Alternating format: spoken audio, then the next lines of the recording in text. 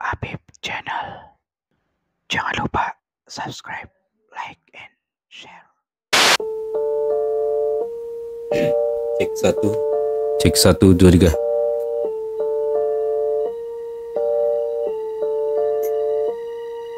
Assalamualaikum warahmatullahi wabarakatuh. Masih bersama kami di channel Kang Habib, sedulur semuanya. Kali ini saya ingin bercerita tentang kisah nyata, peristiwa nyata ketika saya masih di dalam dunia pesantren. Ketika saya mondok tentunya ya. Jadi saat itu ada salah satu kakak kelas saya di pondok pesantren, tak perlu saya sebutkan pondok pesantrennya, yang jelas ada di Jawa Tengah. Saat itu kakak kelas saya bercerita kepada saya tentang peristiwa aneh, peristiwa yang sangat-sangat mengerikan di dunia pesantren. Salah satunya yaitu tentang peristiwa setan gayung.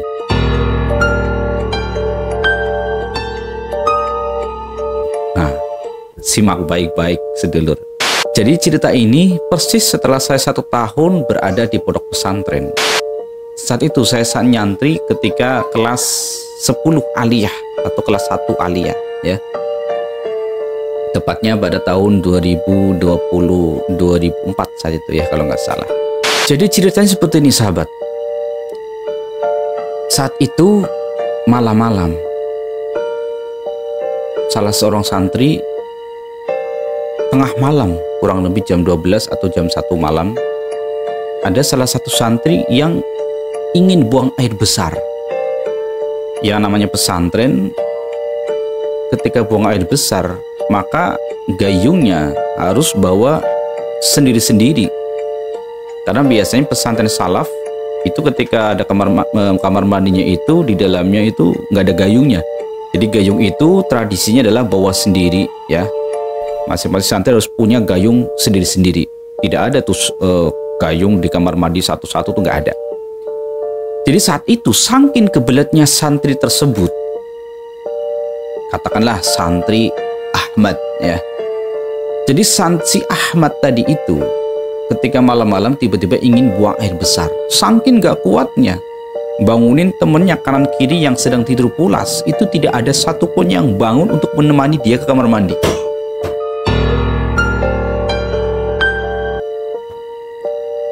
Kemudian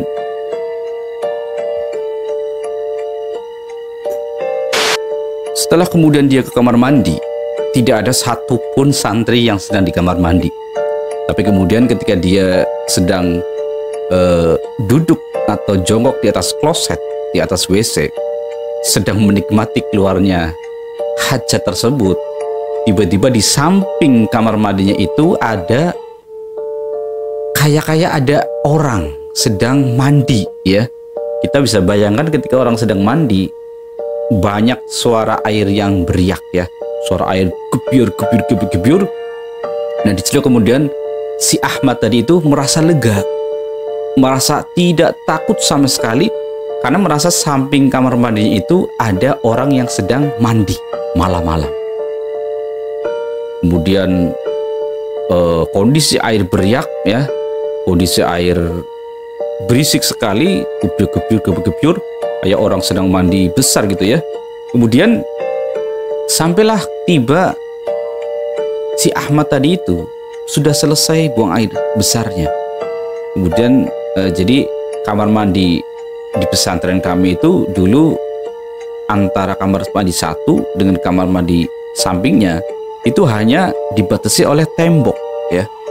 Jadi bak mandi itu 10 kamar mandi jadi satu baknya. Jadi ketika saya nengok di kamar mandi sebelah seperti ini, maka akan kelihatan ya.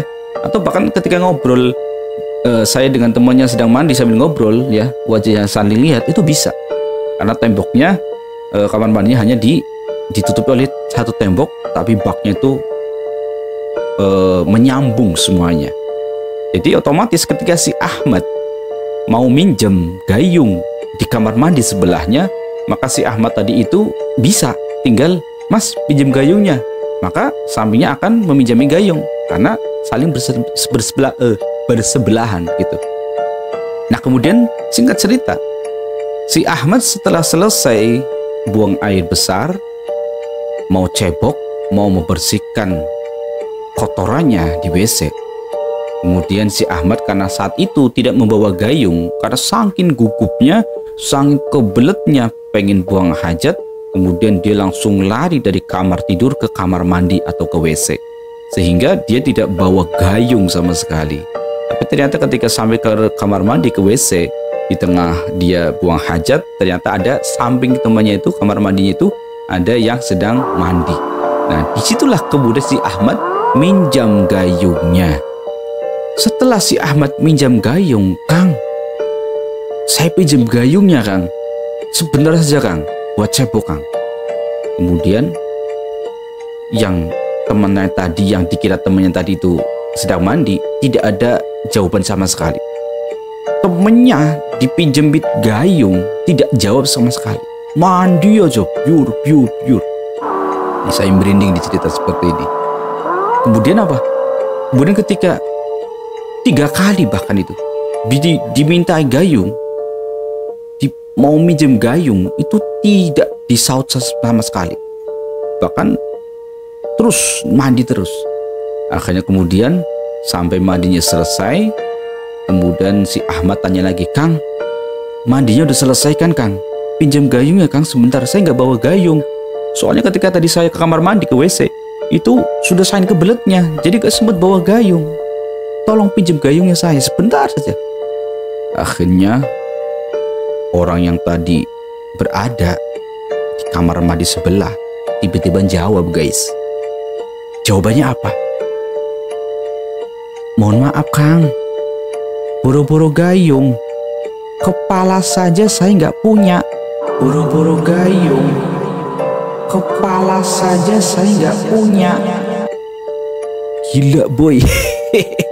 Kepala saja nggak punya katanya, apalagi gayung.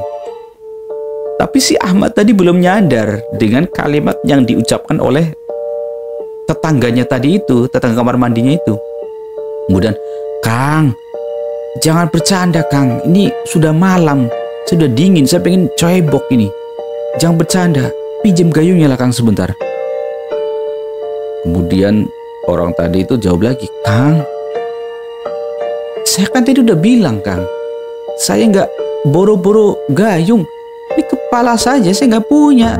Lihat saja ke sini kalau nggak percaya. Akhirnya kemudian tanpa basa-basi, tanpa nengok, tanpa lihat, dia langsung lari terbirit-birit masuk ke kamar tidur dia itu, ya.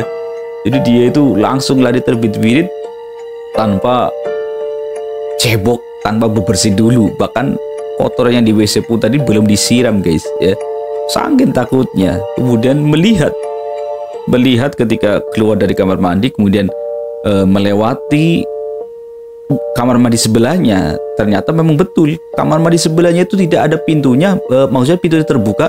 Setelah dilihat tidak ada orang sama sekali dan gayungnya pun gak ada. Ini saya merinding, guys, cerita seperti ini. Ini kisah nyata. Akhirnya kemudian si Ahmad tadi lari terbirit-birit, kemudian langsung tidur tanpa cebok. Nggak tahu pakai celana apa enggak saat itu, mungkin langsung nggak pakai sarung, saking takutnya. Nah, ini adalah peristiwa-peristiwa unik, kisah nyata, kisah yang menyeramkan juga ketika di pondok pesantren. Dan setelah itu di pondok pesantren geger, pemirsa, ya, geger. Kemudian wah, akhirnya saat itu juga, setelah itu setiap malam jam 12 malam, jam 1 itu tidak ada satupun santri yang berani keluar untuk ke kamar mandi. Kayak apapun kebeletnya, dia pasti tahan, gak bakalan berani ke kamar mandi. Kalau pun mau ke kamar mandi bareng-bareng sama temennya gitu. Oke, saya kira itu pemirsa, kisah nyata yang dialami oleh teman saya ketika masih mondok di pondok pesantren di wilayah Jawa Tengah. Jangan lupa like, subscribe, share, dan komentar. Barangkali ingin berbagi kisah cerita tentang horor ataupun peristiwa apapun, silakan bisa komentar, bisa inbox atau kirim ceritanya di email saya untuk saya ceritakan di YouTube ini. Terima kasih. Assalamualaikum warahmatullahi wabarakatuh.